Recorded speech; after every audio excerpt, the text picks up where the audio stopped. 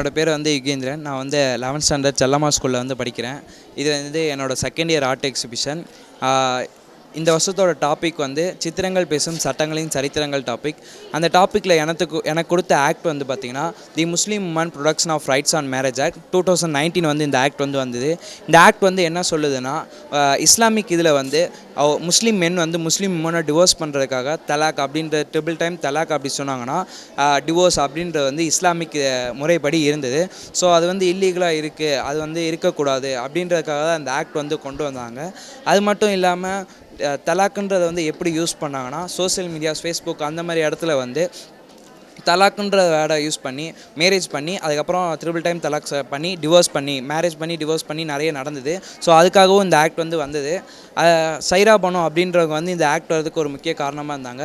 அவங்க வந்து என்ன கேஸ் கொடுத்தாங்கன்னா, என்னோடய 15 இயர்ஸ் ஆஃப் மேரேஜ் லைஃப்பை வந்து எப்படி ஒரே நிமிஷத்தில் தலாக்குன்ற வேர்டை யூஸ் பண்ணி என்னோடய லைஃப்பை வந்து ஸ்பாயில் பண்ணலாம் அப்படின்றது வந்து அவங்க கேஸாக இருந்தது. ஸோ அதனால் இந்த ஆக்ட் வரதுக்கு ஒரு முக்கிய காரணமாக இருந்தது.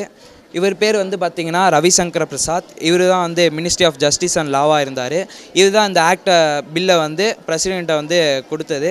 இவர் வந்து ராம்நாத் கோவிந்த். இவர் தான் வந்து பிரசிடெண்ட் ஆஃப் இந்தியா வந்து இருந்தார். 2017 2022 வரைய பிரசிடெண்ட் ஆஃப் இந்தியாவாக இருந்தார். இவர் தான் இந்த ஆக்டை வந்து அப்ரூவல் பண்ணார். இந்த பிக்சரை வந்து நான் எப்படி காமிச்சிருக்கேன்னா, ஒரு ஃபேமிலி ஹாப்பியாக பாட்டில் இருக்கிற மாதிரி காமிச்சிருக்கேன். தலாக்குன்ற அந்த ஹேமர் வந்து இந்த பாட்டில் வந்து பிரேக் ஆகிற மாதிரியும், இந்த ஃபேமிலியோட ஹாப்பினஸ் வந்து பிரேக் ஆகாமல் ப்ரொடெக்ட் பண்ணுற இந்த ஆக்ட் தான் இந்த ப்ரொடெக்ட் பண்ணுற மாதிரியும் இதில் வந்து காமிச்சிருக்கேன். ஸோ இதான் வந்து என்னோடய ஆக்டு.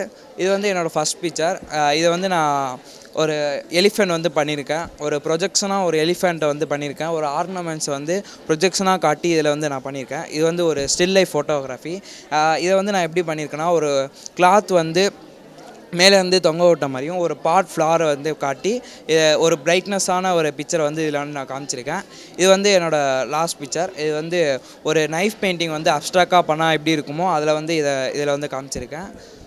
எனக்கு ஆப்பர்ச்சுனிட்டி தந்த மேம்க்கும் அப்புறம் டிசைன் ஸ்கூலுக்கும் நான் தேங்க்ஸ் சொல்லிக்கிறேன். நஸ்ரத் மேம்க்கும் அப்புறம் நிஷா மேம்க்கும் தேங்க்ஸ் சொல்லிக்கிறேன். தேங்க்யூ.